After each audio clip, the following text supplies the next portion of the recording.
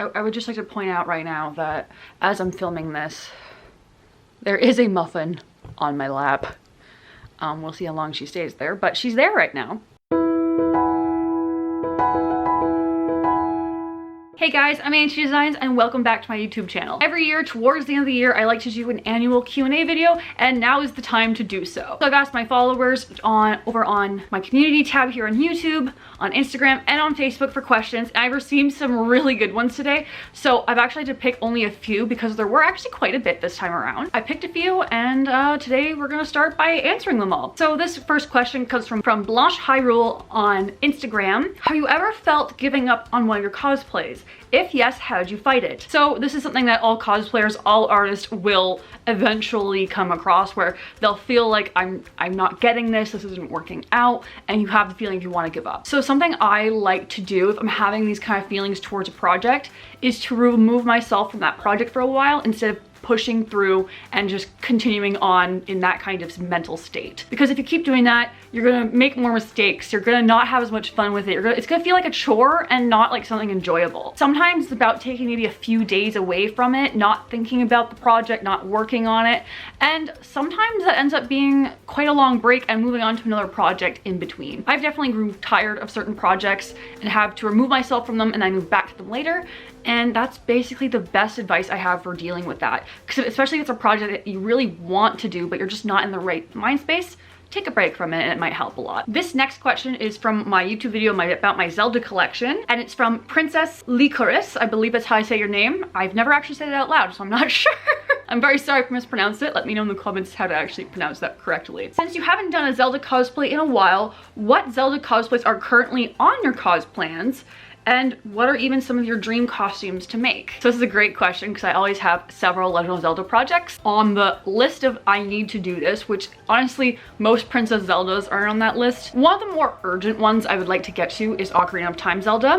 One in the more foreseeable future would definitely be a remake of Maiden Zelda from A Link to the Past. I feel like I could do it a lot better now, and I have a really fun little duo idea with Meg Wynn to do with those. Comfortable, easy wear costumes that are also just kind of iconic. And that actually brings me to the next question really well, because the next question is from my community tab post from ASMR Nerd Kingdom. Do you have a dream cosplay build that you want to start? And going really well into the question about Zelda cos plans, I really want to get to Twilight Princess Zelda, like within the next 5 years.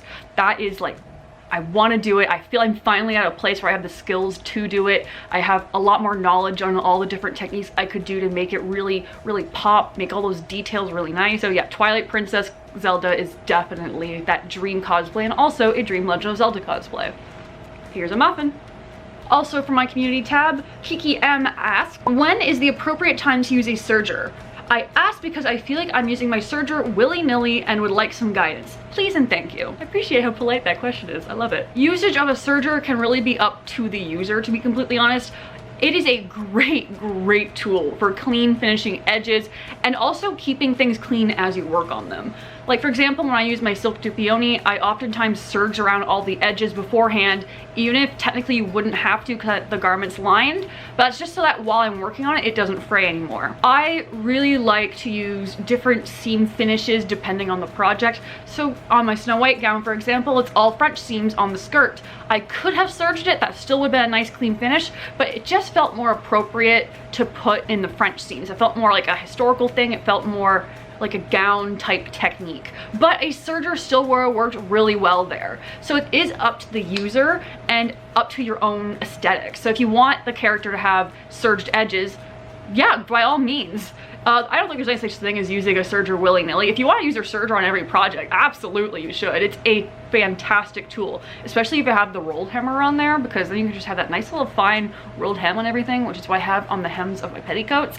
I love that thing. I have many of my costumes that are clean finished with sergers. Here are a few right here.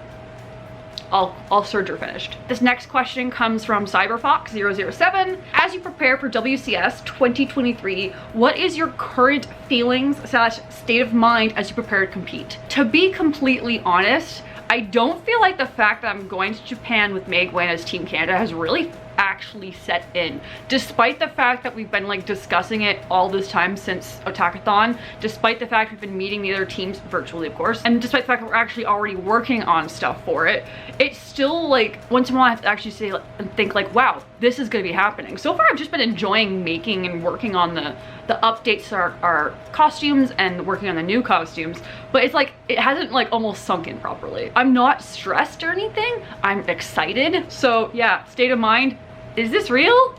That's my state of mind, because oh my god, is this real? This is another muffin check-in. She's still here. All right, so next question comes from my Facebook page, and this comes from Sneaky Mimi. If you were to do a YouTube collab with Sneaky Mimi, what would it be? Eyes emoji heart. I would absolutely love to do all sorts of collabs with you, Sneaky Mimi. Oh my gosh, like, I adore you, I adore your content. I think we have a good time.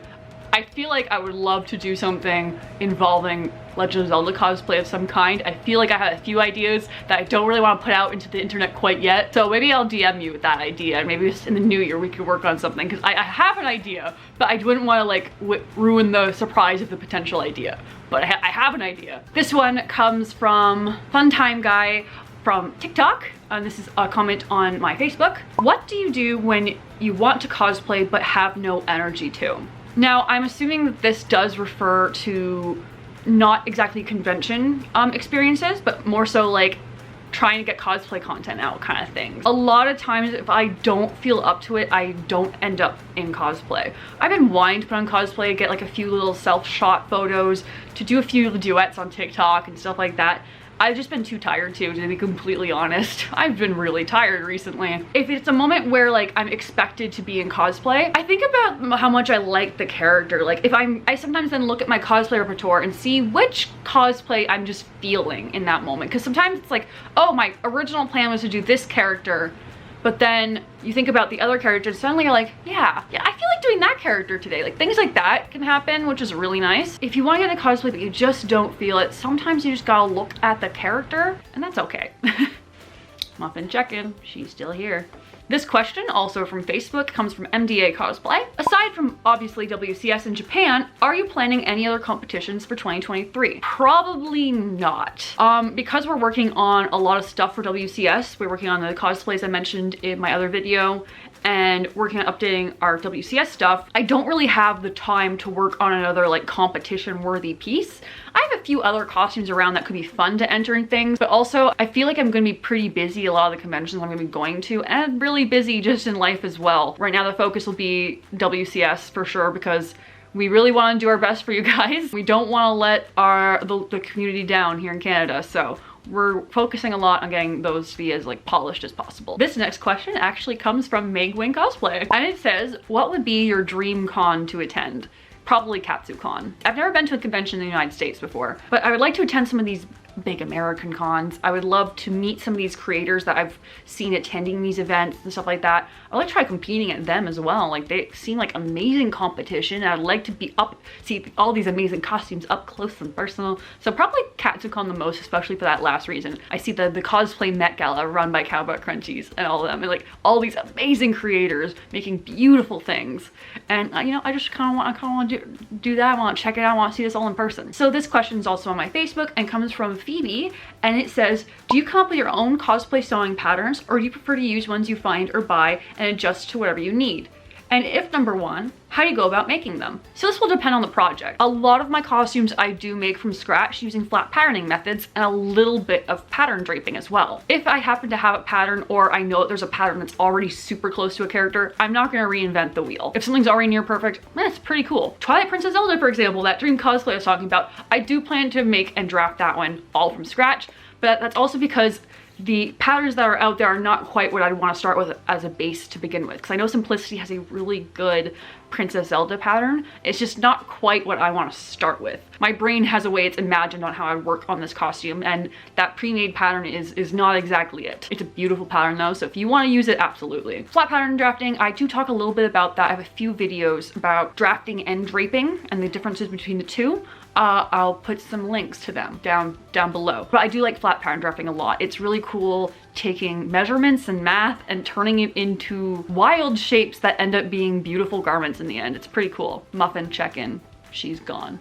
My last question comes from my friend Feely, and it's actually about Legend of Zelda cosplay too. So this was actually GM'd to me. His questions, I actually really like this question a lot because it's a question I get quite often. I get it at least once or twice a year ever since I've started cosplaying and posting. Oh, there goes Muffin. Ever since I've been cosplaying and posting Zelda cosplay publicly, like on the internet, I've been getting this question. Where do you get your prosthetic ears for Zelda? Are they comfortable enough to wear for a long period of time? So they absolutely are, because I get my ears from Aradani Studios. For the longest time, I've been using their anime elf ears, which are a nice length elf ear that sit really quite nicely. They're not super detailed, and they're on the less expensive end. And recently I've upgraded to a newer model they put out called the Wild Ears, which are based on the Hylians from The Legend of Zelda and have a little bit more detail to them. So they're a little bit more expensive, they're a little longer, and they're a little thicker. I don't have any allergies to latex or any product of any kind, so I can wear them for a very long time. I use spirit gum and spirit gum remover. The only discomfort usually comes from after I wear them, because honestly, when I'm wearing them, I don't even know they're there. They do not cover up this part of the ear at all, just basically the ear tip.